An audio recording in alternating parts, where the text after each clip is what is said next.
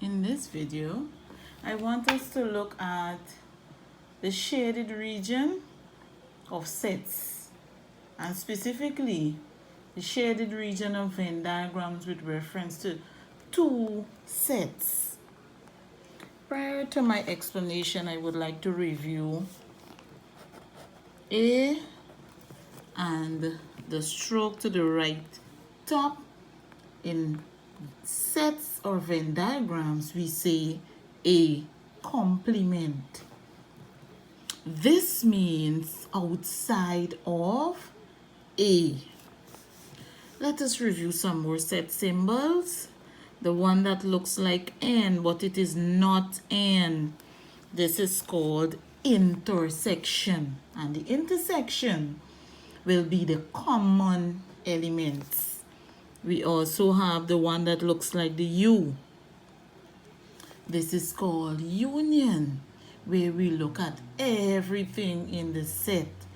For example, I can use the union to be boys and girls, students found in a particular grouping. That will be the union. Then we can look at students who like both math and English. That there's where we're going to look at the intersection, those that are common, okay? So in our description, we are going to use the complement symbol, we are going to use the intersection symbol, and we will also use the union symbol. Let us look at our first Venn diagram, okay? We have the intersection of two sets. We usually use capital letters for our symbols. And then our universal set, we use the symbol that looks like an E. We also use one that looks similar to U, but it is not a U. But we do not use both in the same instance. We decide which one we want to use, okay? So we only identify the Venn diagram by using one of the universal set symbols. Good? I want us to begin here. This is A.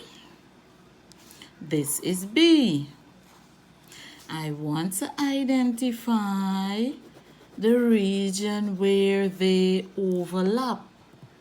The region where they overlap or they touch each other. There is something that is in A that can be found in B. The symbol we use, the Venn, the set notation we use is A, N, because we're looking at the intersecting region. A intersect B. Okay? Let us look at another one. I am going to use the same Venn diagram for several things. Look carefully. I am shading A along with the intersection. Okay? I'm going to shade A along with the intersection. So this is the entire of A. The entire of A I am going to shade. What can I write? In this case, I can say this is A. Now, what can I say about this unshaded region of B, where A does not overlap? If I am to label this region only, I will write something specific. Okay, this region means I am looking at B. A and B, they overlap here. But this region, this unshaded region, is outside of A. So I say A complement intersect B. A complement means that this region is outside of A. They intersect each other, but this region is B. So we say B only. But if we ask to use set builder notation, we are required to use complement and the intersection symbol.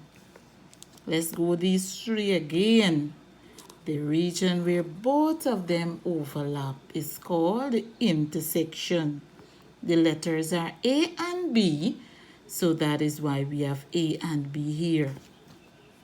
This intersecting region and this other part make up A.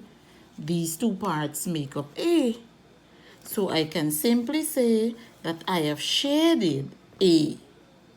Now this unshaded region is B only. Set builder notation, we say A complement intersect B. Outside of A, but in B. Okay? Let us look at this region outside of both of the circles. Outside of both of the circles, but in the universal set. This region is outside of A and outside of B. It can also be written as A union B all complement. Okay? Let us look at another one where we're going to list some more parts of the intersection of two sets. Now, we have established that this outside region is the complement of the two sets. Okay? This is our complement of the two sets. A complement intersect B complement, which is equal to A union B all complement. Good? What if I shade outside here, I shade A only and I shade B only, where my only unshaded region is the intersection? How will I write this? This region that is unshaded can be written as A intersect B all complement. Okay? I can take yet another one. Let us look at another one. We have A and B again. A and B.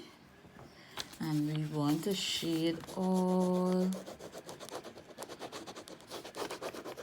I'm shading all of this. What region was left unshaded? We had the entire of A. So if I am to label this one, I will say A complement.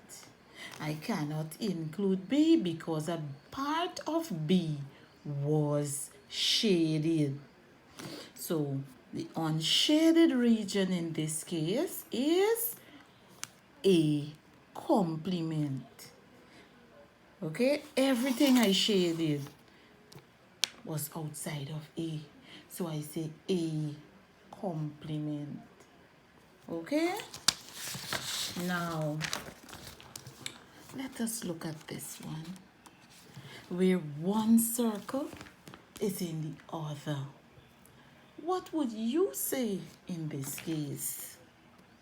In this case, all elements of B can be found in A. But there are also some elements of A that are not in B. Those elements will go here. But all elements common to both A and B will go inside of B. And then in our closed loop, but outside of A and B, will be those elements that are not a part of A and B, but they are a part of our universal set. Good?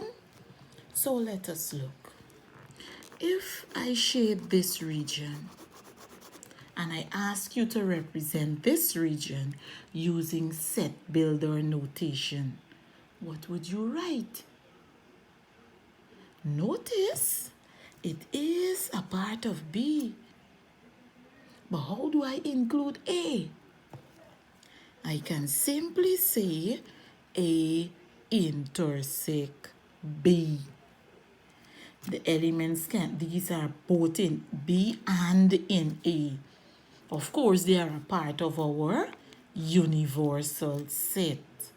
So this region represents A intersect B. Now, how about this region where I have the x's? Is it a part of B? No. But is it a part of A? Yes. How? Tell me. How will I represent this using set builder notation? How? That is your first homework. And let us look at one more type where we have the two sets, but the sets do not have any elements in common. What do we say about them? In this case, they are called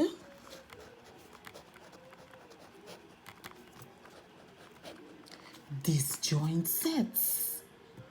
For instance, I am looking at some students, a group of students in a class, and I am looking at two subject areas, mathematics and English. There's no one who likes both math and English. So we can use A as math and B as English. It means that they're in the universal set, okay? They are in the same grouping, but some like mathematics and some like English language. But there are none of them who like both. So we represent that by using what is called disjoint sets. Okay? Even numbers. If, say, for instance, I have 2, 4, and 6, and then I have odd numbers, 1, 3, 5, they will not intersect because there are no common elements. So they're minding their own business. They're called disjoint sets. Okay? Any question there? So we have regions. You have a piece of homework here to identify what this region means. We have several regions indicated. You may review the video at any point. Wherever you deem it necessary, you review what was done. You pause the video. Again, here we label different parts of the set. We identify this middle region only. We identify the shaded region. Again, we did likewise here. We identify the unshaded region. Okay, so you may review, pause, and then you may ask whatever questions you may have. Do not forget your piece of homework. I need an answer for this region.